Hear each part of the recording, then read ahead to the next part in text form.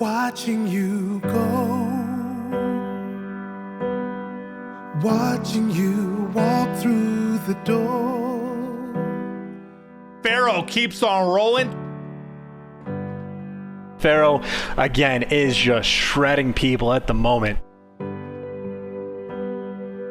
He's absolutely fighting with everything he's got. He can kind of do it all. I thought of him as a little brother, like family, and it's just still mind-blowing to me that he was able to come into the scene at 18 years old. He truly was a generational talent, and he would have changed the game and been a legend by the time he stopped competing. One of my best friends, my little brother, all around like good person, always went out of his way to help us, help me, help anyone he needed, and just a great all-around person. I can't state that enough. My biggest memory of Fero was right after the Paris Legion home series, which the Mutineers won. He absolutely slaughtered FaZe in the Hackney Dome. Like, it was an incredible performance. Like, it was unforgettable, you know. And right after the match finished, I turned my stream on. I wanted to debrief with fans. I wanted to talk through the games. It was a cool opportunity to do that. And as soon as it started up, like, Fero was in the chat from like the first 10 minutes, and he stayed there the whole time. Like, he talked with fans all night. He engaged with them massively. He was answering their questions. Like, he was so friendly and so nice to so many people. Right after winning the tournament, he could have gone off and celebrated in his own way, but instead he gave back and he hung out with fans. And I just thought that was so cool.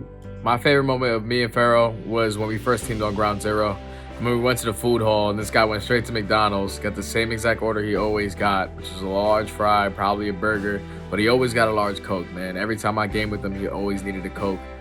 And yeah, man, I really miss you, brother. Really do. Black Ops 3 is when I really started to kind of hit casting super hard.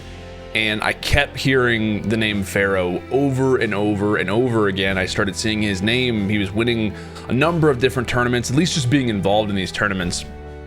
And it got to the point where I remember pros started talking about, like, who is this guy? Like, who is this kid who is beating up on all these professional players in these search and destroy tournaments? And it got to the point where they went from facing him to then picking him up so that they could be on the same team together, because they couldn't beat him.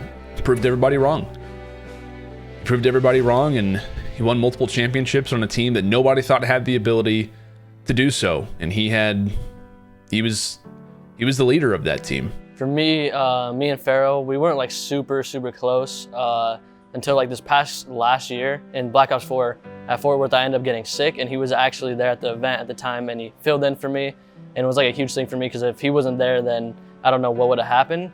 And he filled the spot for me, and he did his thing, and we ended up winning that match.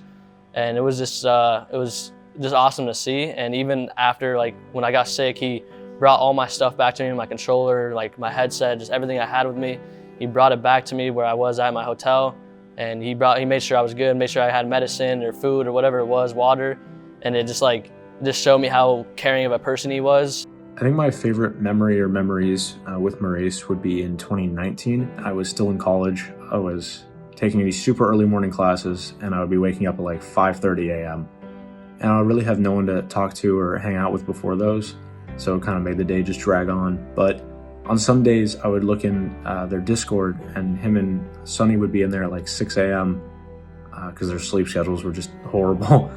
And I would go in there and I would just talk to them for like an hour, 2 hours sometimes. And it would kind of just like brighten my morning, and that energy that he gave off would make some of those days that were looking pretty unbearable, give them a much better start and give me some good entertainment in the morning. He's such a good kid, man. I can't believe we lost him.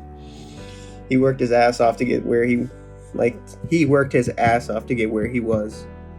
He was literally kicked out of the scene. He came back through challengers and made it on our team and won 3 out of the next 5 or 4 events that he was a part of.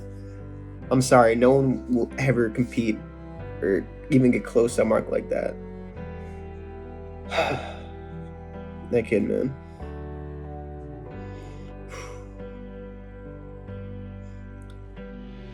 I just wanted to say, rest in peace, Jay. I love you, buddy. It's a shame that I won't be able to coach you this year. I was really looking forward to it, but